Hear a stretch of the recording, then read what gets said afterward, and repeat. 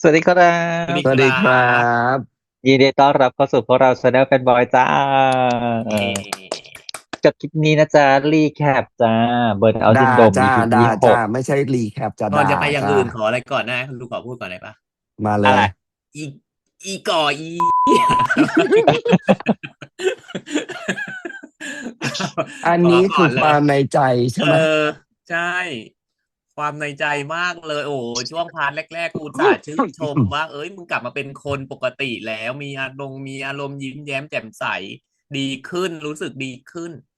อีห่าสรุปแล้วคือแผนมันหมดเลยอ่ะแล้วถ้าเราสมมตินะลองคิดในมุมกลับนะอืมว่าก็รักเนี่ยมันก็ต้องทำทุกวิถีทางเพื่อที่จะต้องได้มาปะรักกับหลงแยกให้ออกก่อนเอาใหม่อยากได้ไงอยากได้กลับเริ่มเออเขาเรียกอะไรนะเริ่มอยากเริ่มชอแย่งมาบแล้วใช่ไหมอยากแย่งเริ่มกลับมาชอบแล้วอยากได้กลับเข้ามาเป็นของเข้าใจตัวเองคือมันอยากแย่งกลับมาแต่มันใช้วิธีนี้อยากได้เขามาแต่มันใช้วิธีนี้คือก็ทำให้ทุกทาง ก็ถึงบอกคำว่าไม่เห็นถามคือถึงบอกบอกไม่ไม่ได้เอาสมมุติทำได้ทุกทางความรู้สึกของคนที่ถูกกระทำจะรู้สึกยังไงเออคือที่อยากได้เขารักมารักเขาเหรอแต่ทำลายความรู้สึกเขาอะมันแล้วคิดเขาเรียกอะไรว่าเอาเงินมันขัดเอาเงินแปะแย้งอะเอาเงินใหญ่เท่าฝาบ้านเงี้ยเหรอเออ แบงค์พันเธอใหญ่เท่ากับบ้านเออคือเหรอคืออย่างมันไม่อย่างอันเนี้ยคือเหมือนสำหรับลุงนะอาจจะมีความรู้สึกแหละก็มันอาจจะมีความรู้สึกหวงตอนเนี้ยใช่เอออยากเอาไว้คนเดียวอ่ะเอออยากให้ของชิ้นเนี้ยเป็นของมันคนเดียวอ่ะไม่อยากใช้ขสมองร่วมกับใครอ่ะสมมุติว่าถ้าตอนสุดท้ายอะไม่ได้ไปแบบพูดหรือทำอะไรทำร้ายจิตใจจีระอะก็น่าจะโอเคไหมหมายการถึงว่ากระทำมันไม่โอเคตั้งแต่ตรงนั้นแล้ว จุกหมายถึงอะไรถ้าสมมุติว่ามันไม่ได้นัดทีมมาเหรอคือถ้าไม่นัดพูดมาแหละแต่ว่าไม่ได้พูดแบบทำร้ายจิตใจอ๋อจีระขนาดนั้นอะไรโอ้เงี้ยโหจุกถ้างั้นนะตั้งแต่เห็นทีมเข้ามาแล้วอ่ะ อันนั้นมันก็คือรู้แล้วเรารู้แล้วคือเป็นจีรามันเดาได้แล้วว่ามันเกิดอะไรขึ้นนะเหรออืมคือเอางี้แค่เดินเข้ามาและเห็นสภาพนั้นอ่ะมันคือการบพสพแล้วอะอืมอืมคือนึกออกปะอาจจะไม่ต้องพูดเลยก็ได้นะแล้วให้เอคิดไปเองอแล้วก็ถูเดินออกไปกเองจบแล้วนะก็ใช่ไงจังหวะชนี่นะเราคุยกันหลัเหนือเหนืองไมค์เมื่อกี้จังหวะที่นางรูดซิปลงเพื่อรอเวลาให้พีมเดินเข้ามาพอพีมเดินเข้าเพื่อนรูดมานางซิปขึ้นลุกขึ้นมาแล้วมันรูดซิปขึ้นให้เห็นด้วยว่าให้รู้สิบเห็นขึ้นเลยคือเอาจริงๆนะถ้าเราเป็นทีมนะเราคิดไปไหนต่อไหนแล้วนะว่าเขาทำอะไรถูกันอยู่กจริงเราไม่ได้คิดว่าเขาแค่นั่งวาดรูปแล้วนะอืมจัจริงงหวะแบบนั้นน่ะคือมันจแต่งใจมันจงใจทำด้วยมันไม่ใช่แบบแต่ว่ามันมีในมุมหนึ่งนะที่แอบรู้สึกได้เหมือนกันก็คือทุกสิ่งทุกอย่างที่จิราทอืมำมันคือหน้าที่ของการงาน อืมอืมแล้วมันทำให้เป็นความรู้สึกว่ามันเหมือนกับหัวหน้า abuse เป็นไปได้ไหมเป็นไปได้อืมเพราะว่าปัจอ่จัยหลักของจีาระคือเรื่องเงินอืมแล้วทุกอย่างคือการข่มขู่ใดๆนึกออกไหมทุกครั้งที่จัดการไม่มีใครเห็นคุณค่าของงานศิลปะเท่าผมให้โอทีเบิลผมขายรูป3 เท่า4 เท่า5 เท่าอะไรก็แล้วแต่อ่าเออมองได้มันคือนะการคือมันคือการ abuse ด้วยการทำงานนะ ใช่คือลุงลุงคิดว่าถ้าเกิดว่า นางไปอธิบายพีมอะพีมเข้าใจนะเพราะว่าพีมมันอืรู้จักมก่อว่ามันเป็นคนแบบไหนถูก เออเพราะฉะนั้นน่ะใช่เพียงแต่ว่าไอการที่เซตซีนขึ้นมาเพื่อให้หาคำตอบแบบ accelerate อย่างเงี้ยอืมแล้วมันมีเรื่องของปัจจัยของการทำงานเป็นตัวเกี่ยวอะอืมถ้าจีราไม่ได้อยู่ในสเตตัสที่ต้องปากกัดตีนถีบดิ้นรนอะอืมคำถามคือวอลออกไปกับพีมได้เลยอืจริงเชื่อดิแต่แต่จีราก็ต้องเนี่ยมันมีปัจจัยเรื่องอื่นอยู่ซึ่งเราไม่รู้ว่ามันเท่าไหร่ถึงจะพอเท่าไหร่ถึงจะถูกเซตเทิลไงมันก็เลยเป็นเหมือนกับห่วงเกี่ยวกันอยู่ ถ้าฉันเป็นจีรานะฉันจะขยิบตาให้พีม2 ทีแล้วฉันก็ให้พีมไปก่อนเดี๋ยวไปเคลียร์กันเอาตาต่อง่ายๆเอาตาฟันง่ายต่อฟันๆเอาจ้ะง่ายๆเอาง่ายๆจุกคนวงนอกอ่ะ มันทำอะไรได้หมด ถูกคนที่อยู่หน้างานทำหาอะไรไม่ได้เลย ถูก จริง แต่ดูน้องกันเล่นดิคือเข้าใจเลยตอนนั้นน่ะจีรามันคงแบบหน้าชา แล้วมันแบบเอาไงดีวะ เอาไงดีวะ จะทำไงดีวะ มันไม่ใช่หน้าชานะ ถ้าดูดีๆ เดินไปเรียบร้อยแล้วจ้ะตัดสินใจแล้วด้วย อืม แต่มีคำพูดเพื่อเบรก คือเล่นดีหมดเลยซีนนั้นทั้ง3 คน สุดๆสุดๆสุดๆจ ทั้ ริ ง ง 3 คนคือสุดยอดมาก ไม่ว่าจะใครนะ ไม่ว่าจะตัวละครไหน คือแสดงอารมณ์ออกมาแบบเห็นได้เลยเราเชื่อเลยว่าคนนี้คือจิระคนนี้คือ ๆ อื พีม ม กำลังรู้สึกอะไร อีก่อมันเฮี้ยยังไงจิระ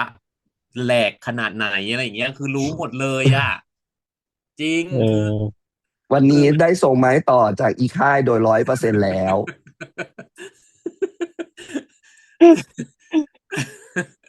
คือเขาไปหักหลังมึงตรงไหนก่อนอีกอนตาม ตรงเนี้ย อัน มึง เนี้ย คิด ง เอง งเองค่ะ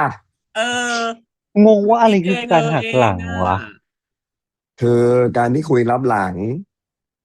นั่นคือการหักหลังเรียบร้อยแล้ว ในความรู้สึกมันเนาะในความรู้สึกอีกอมันก็คงเป็นแบบนั้นแหละ ว่า หรอคือ แค่ อ่ะ ไม่ไม่ยอมไม่บอกกูว่าพวกมึงรู้จักกันน่ะ ทำ แค่ ไม นั้นก็หัก อ่ะ หลังนะอะไรอย่างเงี้ย ฉันว่า แต่ความ เอ รู้ อ สึกฉันนะเว้ยตอนดูนะ คือที่บอกว่าหักหลังเนี่ยแบบประมาณว่า เอ้า เหมือน เหมื เป็ อน น ค แฟ บ น ชู กัน แล้วก็ไปคบ ไป เหมื ค อน บ จิ ชู ระกับพีม ทำ เป็น ไม ชู้ อ่ะ กัน ยังไม่ได้เป็นอะไรกันค่ะ ไม่คือถ้าเป็นเราไงอันนี้คือเราคนปกติไงจุก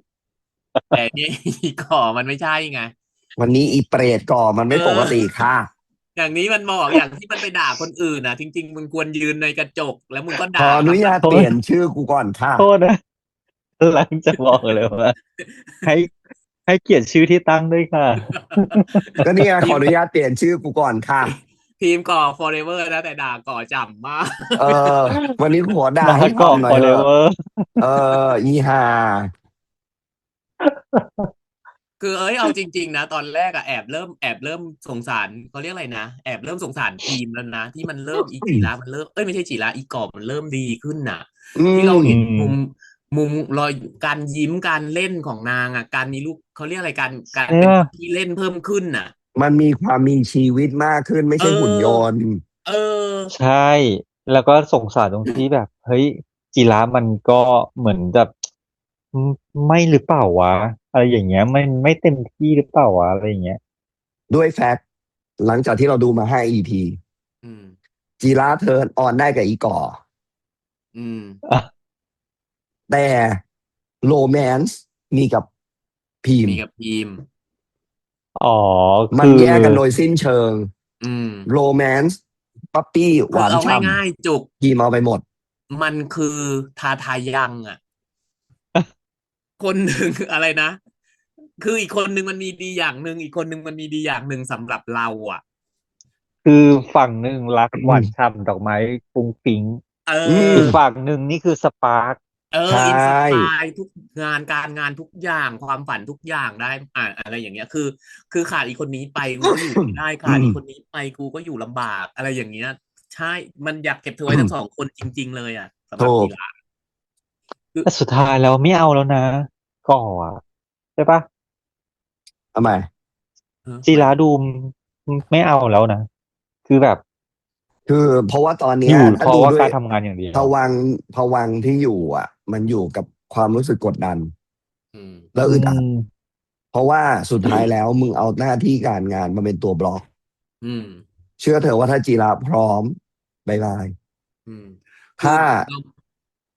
เรามองที่เราตัดทุกสิ่งอย่างออกนะอย่างที่ เอ เรา อ คุยกันนั่นแหละอย่างที่เจคบอกนั่นแหละมันเทิร์นออนอ่ะเพราะอีจีระไม่ใช่เพราะอีกออ่ะ เพราะว่ามันมีความน่าค้นหา เออ มันมีอินสปายเอาสังเกตดิ จะจูบกับพีม ไม่อ่อนเห็นป่ะ อืม มันมีความแบบ อืม ใดๆ แต่พอกับก่อปุ๊บอะมันสปาร์กจอยเลยเห็นปะล่ะ แล้วจูบตอบด้วยเห็นปะ เห็นปะ คือ ล่ะ เราสังเกตเลยที่เราสังเกตนั่นแหละว่าจีระเวลาอยู่กับก่อมันมีอารมณ์อ่ะมันมีความเลี่ยนงูนตลอดบ่อยอะ ส่วนหนึ่ง เวลาอยู่กับ แล้วก็อีกอันหนึ่งก็คืออารมณ์ศิลปินมันขึ้น แล้วอารมณ์ศิลปินอืมันก็ขึ้นม ด้วย แต่พอมันไปอยู่กับทีมอ่ะมันมีความกุ๊กกิ๊กกับมันมีแบบความป๊อปปี้เลิฟอ่ะความรักสีชมพูตลอดเวลาแต่มันเวลาอยู่ไม่มีอินสปิเรด้วยชันขึ้นไงแต่อินสปายพวกนั้นน่ะมันไม่มีกับทีมไงแต่เอความออืความมสบายใจความความหวานความอะไรความฟุ้งฟริ้งอ่ะมันไปอยู่กับอยู่ทีมกับพีหมดเลยมมันคือมันคือแฟนในอุดมคติเอาง่ายอ่าๆอ่าทีมอ่ะก็เหมือนกันที่เราคุยหลังไมค์ถามว่าเวลานี้เราอุ้ยดีหมดควรจะเลือกทีมเปล่าค่ะเลือกอีกอหมดเลยค่ะทั้งหมดอะที่เห็นมา มันเลวมันอย่างงู้นมันอย่างงี้แล้วมึงกลับไปหามันทำไมกูรักเขาอีห่าเออคืออฉันย่างอยากสบายไปทั้งชาติอ่ะคืออย่างที่จีระนี่แต่กับพีมาอย่างที่จีระมันพูดนั่นแหละว่าตอนเนี้ยมันเห็นพีมาด้านเดียว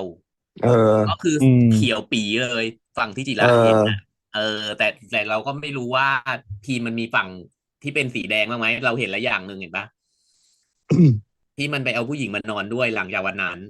เออือมอืมอันนั้คือจนมันก็ริงๆต้องบอกว่าทำอย่างนี้ให้ความเขียวมันลดลงนะถ้าเอาตามจริงอ่ะความรู้สึกคือเราก็ต้องบอกว่าการคำพูดแต่ละคำพูดของจีระที่พูดกับทีมอืมมันคือเป็นคนกำลังคบหาดูใจถูกถูกเริ่มคุยกันเริ่มสื่อสารซึ่งกันและกันใช่ใช่สเตจอืกระโดดมั่งมอะไรมั่งอันนี้เรื่องปกติมากถืออืมว่าเป็นโปรเซสปกติเลยอืมแต่สิ่งที่จีระไม่เคยให้ก่อเลยคือความรู้สึกแบบนี้อืมอ่าใช่ถูกใช่ถูกไหมใช่สิ่งที่มันจะได้คือมันชอบมีความสปาร์กจอยเรียนงูนขึ้นในระหว่างทางจบ อืแต่มมันมีคำถามมีอยู่แค่ว่าจีระดิ้นรนที่จะต้องต่อให้จบหรือเปล่าเปล่าอืมอืมใช่ก็ต้องนั่งอยู่เหมือนแบบพอห้องงานแล้วก็โอ้ยเดี๋ยวให้2 เท่า 3 เท่าแล้วก็จะมีแบบวาดรูปอะไรอืเงี้ยมศิลปะเงินของนางเอาจริงๆคือเพราะความฝันนางมากกว่าเพราะว่างานที่ก่อมันให้ทำมันนางก็ไม่ได้อยากทำนะที่ต้องไปตีกับคนนู้นไปหักหลังคนนี้นู่นนั่นเนี่ยเห็นไหมที่ไปเป็นมิสเตอร์เคอือ่ะ มแต่ทีนี้อย่างที่บอกแหละความฝันของนางก็คือดังด้านศิลปะถูกไหมล่ะอืจีระมศิลปะของนางไงความฝันของนางความถนัดของนางแต่ว่าพวกนั้นน่ะก่อนหน้านี้มันไม่มีใครเคยเห็นคุณค่าของนางไงของงานของนางแต่พอมันนายอยู่กับก่อปุ๊บนั่นน่ะคำพูดนั้นแหละไม่มีใครเห็นคำถามคุณค่ามีอยู่ว่าของงานนะก่อ appreciate จริงหรือเปล่าหรือแค่เออต้องการ เนี่ย control แอบคิดเหมือนกันแต่ลุงว่าเรื่องงานน่ะก่อมันน่าจะชอบจริงเพราะตั้งแต่รูปแรกแล้วเห็นปะตั้งแต่ใช่ไงรูปแรกใช่ไงแต่เพียงแต่ว่าเข้าอืใจไหมว่ามในความชอบนั้นมันมีเรื่องมัลติเลเยอร์ซ้อนกันอยู่อ่ะคือรูปแรกอาจจะขายแล้วผ่าน อืมเพราะฟีลลิ่งมันออกมาแต่รูปอื่นๆที่ follow ตามมาเราไม่รู้แล้วว่าแค่ต้องการจะ hold ตัวไว้หรือ appreciate กับงานจอ่ริงาอ๋อๆนึกออกไหมคือโดยปกติเรานึกออกต้องมองอย่างนี้ว่าศิลปินวาดรูปอ่มันจะาอาจจะถูกใจอยู่หนึ่งรูปอืมแต่ อืม consequence ที่ตามมาก็เลยก็ชอบแต่มันไม่เท่ารูปแรกหรอกก็อาจจะเป็นข้ออ้างที่จะล้างไอ้นี่ไว้เฉยหรือเปล่าๆเพราะก็คิดว่าถ้าแบบนั้นได้ขายคนเหมือนกันนี้ไปฉันนอนไม่หลับเอเพราะจริงๆแล้วเนี่ยโจทย์หลักที่สุดก็คือเขาคือเซฟโซนที่เขาทำให้ทนอนหลับโดยที่ไม่ต้องำพึ่งหมอ ทำให้นอนหลับได้อันนั้นน่ะซีเรียสที่สุดในทั้ง total process นะไม่ว่าคุณจะเอาเงินซื้อเท่าไหร่ก็ได้นะถ้าคุณสามารถอยู่กับใครแล้วคุณนอนหลับได้โดยที่แบบ1 2 3แล้วหลับนะนั่นคือสวรรค์ของคุณอืมให้คุณมีเงิน1 10,000 ล้านคุณนอนไม่หลับคุณจะตายห่าเหมือนศพตอนที่EPแรกๆเห็นปะล่ะอืมนึกว่าอืมมีแพนด้าสอืภาพมันก็ดูไม่มได้ถูกปะก็คือเอาจริงมันมีความเห็นแก่ตัวแหละทุกคนมันมีความมีความเห็นแก่ตัวเห็นแก่ตัวทั้งหมดอืมอืมมากน้อยแล้วแต่ก็คือพอเหมือนเจอยาเหมือนเจอยาอืมยาที่หายากอืมก็เลยต้องแย่งยานี้มาให้ได้อะไรอย่างเงี้ยถูกยารักษาโรคที่เราเป็นเนี่ยไม่มีใครรักษาหายแต่อีนี่เอดันหารักษาอได้อะไรอย่างเงี้ยก็อยู่ดีๆอยู่บนกองผ้าก็หลับอืม อืมใดๆโดยที่แบบไม่อะไรเลยอ่ะ คือเรายังมองไม่ปลายทางไม่ออกเลยเนาะว่ามันจะไปทำให้ศิลารักมันได้ยังไงอีกอเออนั่นดิคือคือตอนเนี้ยถ้าเหมือนแบบ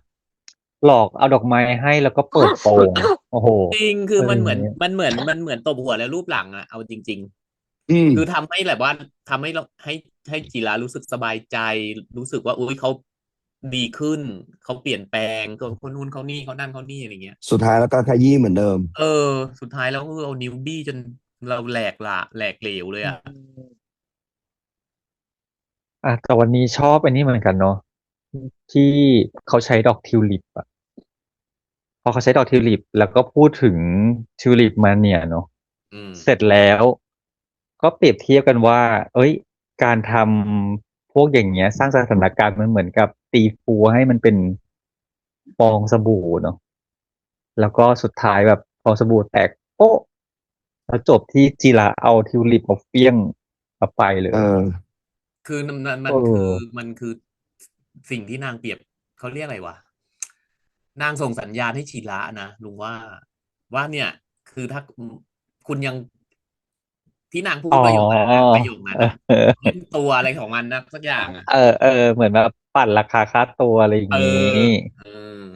อ่ามันก็เปรียบเทียบกับอีอีวิกฤตทิวลิปการณ์ดอกทิวนั่นเลยคือลิปนั่นแหละคือ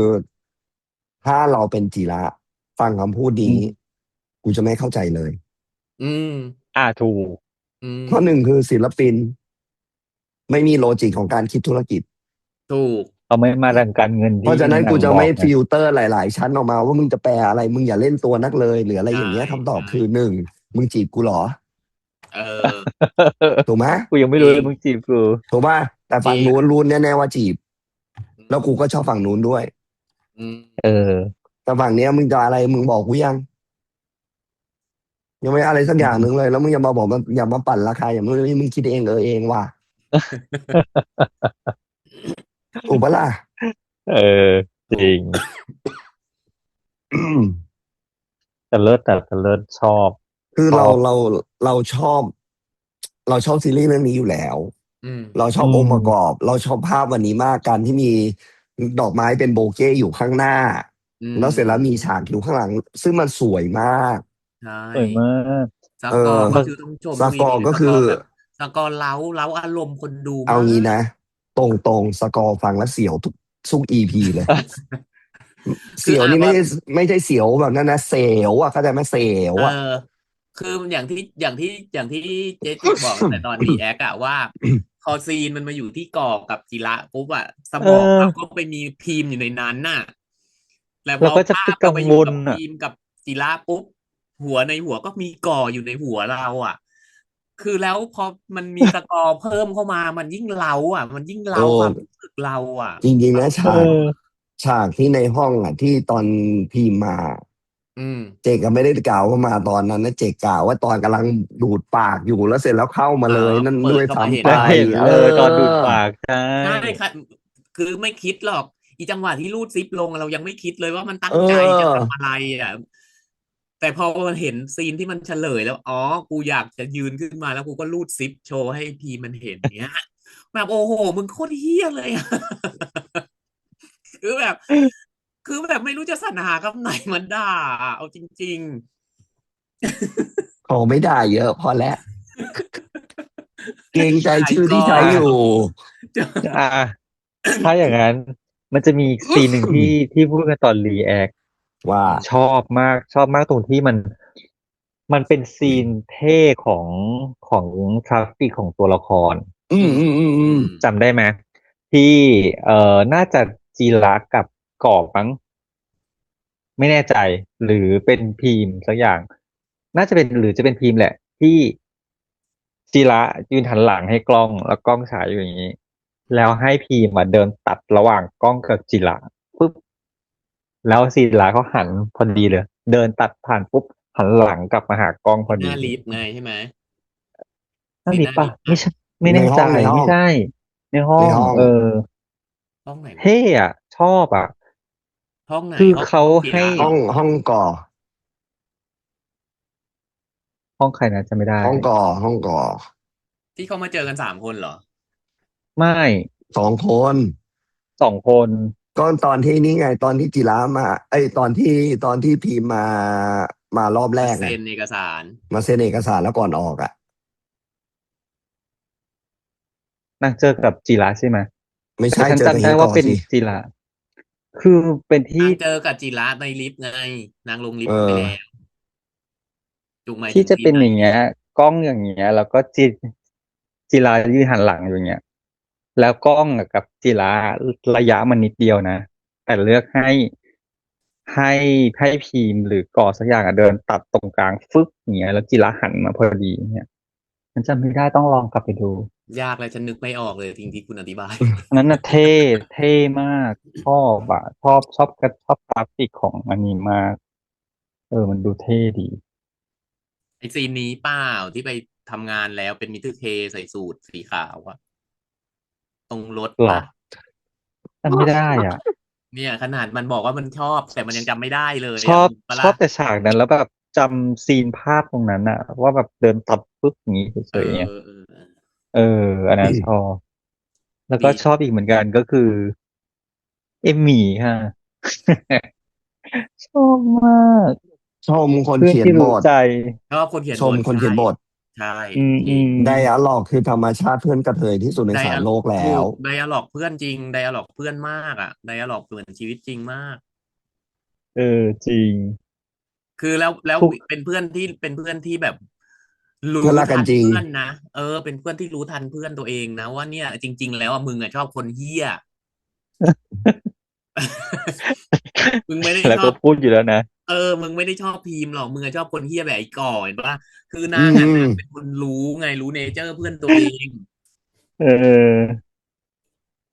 เนี่ยมันก็เลยแบบชอบทุกครั้งที่สองคนเนี้ยอยู่ด้วยกัน อืมมันจะมีความทันกัน มันจะมีความเนี่ยเพื่อนอะไรอย่างเงี้ยอืมเนี่ยวันนี้ก็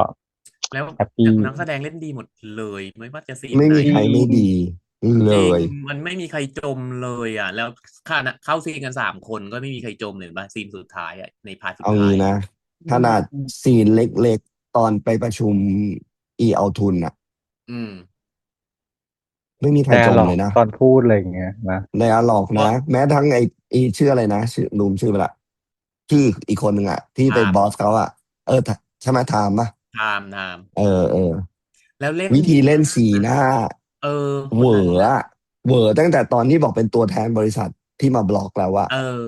อืมแล้วอีกคนที่เล่นดีก็คือคณะกรรมการผู้หญิงอีกคนหนึ่งที่อืมีเสีมยงพูดขึ้นมาเออคือเล่นแบบว่าไม่ได้เป็นตัวประกอบไก่กาเออคือก็คือธรรมชาติมากอ่ะเล่นเป็นธรรมอืชาติมมากคือมันเป็นอารมณ์ของการประชุมกับราชการจริงๆเรารู้สึเออกได้ใช่เอคืออย่างที่อจริงบอกแหละคือพอเขาเรียกอะไรนะ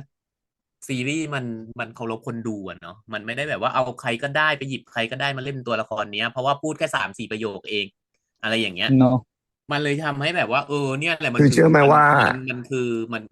อเขาเรียกอะไรมวลของการประชุมแบบเนี้ยเชื่อไหมว่าคนที่เป็นผู้หญิงที่เป็นคนซักเหมือนกับเป็นราชการอ่ะอืมเชื่อไหมว่าวิธีการพูดเขาคือราชการจริงอืมจริงจะลักษณะประมาณๆคือนี้เหมือนคือเจกว่าเจกเป็นหลายคณะกรรมการกับราชการอ่ะอืมอืมเป๊ะ100%แบบไม่มีอะไรตะคิดอืตะขมวงเลยคือถึงบอกว่าเขาไม่เลิศได้ใช้แบบว่าไปเอาใครมาเล่นบทนี้เอเพราะว่ามันบทแล้วเล็กๆอ่ะวิธีการโฟลว์ของคำพูดอ่ะใช่คือเขาเคารมันจะแบบพคนดูเขาเรียกอะไรมันจะมีคาแรคเตอร์เฉพาะเจาะจงที่แบบว่าเออเนี่ยมึงเป็นอย่างเงี้ยเออเออเป๊ะขนามากอ่ะ ดขนาดขนาดของดิวตอนที่ไดอะล็อกยาวๆตอนที่คุยที่กับอันนั้นนะอืที่มเราชมว่าเจที่เราชมตั้งแต่แรกอะเนาะว่าดิวเล่นดีมากเลยอะซีนนั้นอะ เออไดอะล็อกยาวนะแต่คือแบบดูมันพูไม่ได้พูดดเป็นธรรมบทอ่ะชาติเลยเนาะมันไม่ได้พูอืดบทมอ่ะเหมือนมันพูดออกมาจากสมองตัวเองจริงอ่ะเหมือนเวเอลามันเออไลน์กับเพื่อนอ่ะมันเลยบางประโยแล้วมันด้วยคอ่ะแล้วมันด้วยคาแรคเตอร์เขาจริงๆนะแล้วจริง มันคือดิวด้วยนะที่เป็นอย่างเงี้ยอืมเออแล้วบางประโยคอ่ะเท่าที่ฟังนะมันสามารถพูดต่อกันเลยนะแต่เลือกที่จะหยุดในบางจัอืงหวะมแล้วทำให้ประโยคมันดูแบบมีมิติมากขึ้นในการที่จะฟังอะไรเงี้ยอืมอืมเออดีเก่งอ่ะเก่งดีหคือมดยอมเลยว่าดีจังยอมจริงอยากให้ๆว่าแบบเจ๋งอยากให้แมสจังเรื่องนี้ แต่มันแบบอาจจะดูยากไปหน่อยแต่คือก็ต้องมันดูยากลองอ่ะดูเนาะแต่ว่าถ้าคนเปิดใจดูจะเห็นฝีมือนักแสดงจริงๆอันนี้เราต้องยอมรับเนาะเราว่าต้องเชียร์ซีรีส์มันอาร์ตจัดอ่ะอืมันมอาร์ตมาก อืมแต่คือแบบมันก็จะเป็นมันอารมซีณ์มันรีส์ที่อารมณ์มันมันอารมณ์มันนิ่งอ่ะมันเป็นซีรีส์ที่อารมณ์นิ่งมันไม่ได้แบบว่าพุ่งขึ้นแล้วเออดิ่งลงพุ่งขึ้นดิ่งลงคือซีรีส์มันอารมณ์นิ่งอ่ะไม่แต่อารมณ์นิ่งแบบสังเกตไหมเรียวอ่ะเอสังเกตไหมอ แต่วันนี้พวกเราอารมณ์ขึ้นนะแสดงว่าเปรตใช้ได้ มีอยู่คนถูกเดีไหมยวที่ทำให้เราอารมณ์ขึ้นเอเอาจอริงๆนะพอดูยิ่งดูไปดูมาคือตอนจบอ่ะอยากให้จิรักกับพีมมันสมหวังกันน่ะไม่ได้เออยากให้อจิรักมันไปคู่กับก่อนนะเอาจริถูงกกูไม่ๆคือแบบว่าเชียร์เว้ยเอายังไงก็ได้ให้นายเอกกับพระรองมันได้กันปลงกันปลงใจเอกันในตอนอจบแล้วอีก่อก็ให้มันนั่งตาค้ำเป็นหมีแพนด้าเหมือนเดิมอยู่ตรงนั้นอ่ะ คือมาแบบขอเป็นแนวใหม่ไปเลยพระเอกไม่ได้คู่กับนายเอกเสมอไปอะไรอย่างเงี้ย จริงเดี๋ยวจุ๋มจะมาช่วยปลานี้ผมด้วยครับ ไม่ เราเอด่าอก่อเราด่าอีก่อเราไม่ได้ด่าเราจุ๋มไม่ได้ด่าจุ๋มเออ เอแค่มันเปรตแค่นั้นเนอะเองจบ ก็ประมาณนี้ไหมทุกคนประมาณนี้แล้วกันเดี๋ยวไปด่าอีพีหน้าต่ออุ๊ยเดี๋ยวไม่เดี๋ยวอีพีหน้าจะพาเพื่อนมาด่าด้วย ดูซิจะมีใครมาด่าเพิ่มไหมหรือว่ายังเหลือพวก เอเราอเหมือนเอเดิมอะไรออย่างงี้เดี๋ยวไปสรรหาหรือคำด่าก่อน อีพีหน้าเราจะได้กินอาหารหมาหรือยังไง อ่า ไม่ก็รู้ ช่วงนี้กินบ่อยเนาะ ช่วงนี้กินบ่อยด้วย จริก็งรอติดตามแล้วกันนะครับกับซีรีส์เรื่องนี้เนาะกับ Burnout Syndrome จ้ะโอ้ซีรีส์ดีดูเรียลดูโตอ่ะมันดูโตเนอะเป็นซีรีใช่ส์ที่ใช่นักแสดงเล่นแล้วมันดูโตจังเลยอะไรอย่างนี้ดีทุกองเนาะก็ฝากค์ประกอบติดตามอืมใช่อืมก็ฝากติดตามด้วยนะครับกับซีรีส์ตัวเต็มๆเลยเนาะก็ไปดูกันได้นะจ๊ะแล้วก็ถ้ารีแอคแคปฝากพวกเราด้วยนะครับแล้วก็นี่อย่าลืมนี่มีนี่ด้วย อะไรเหรอ เรานั้นนวัตกรรมใหม่นอ๋อวัตกรรมใหม่เราเพิ่งค้นพบได้ไม่กี่คลิป ไม่ใช่เราเพิ่งเจนเป็น เราเพิ่งเจนเป็นเราไม่ใช่มิจฉาชีพด้วยทุกคนถ้าอยากสนับสนุนพวกเราก็นี่นะจ๊ะคือเอากดเรามีแล้วนะจ๊ะใช่แล้ก็วขอบคุณล่วงหน้าด้วยเนอะแล้วก็ฝากติดตามพวกเราด้วยนะครับแล้วคลิปหน้าเราจะทำอะไรยังไงฝากติดตามพวกเราด้วยแต่สำหรับคลิปนี้พวกเราไปก่อนนะครับสวัสดีครับสวัสสวัสดีดีครัครับบบ๊ายบาบายบายย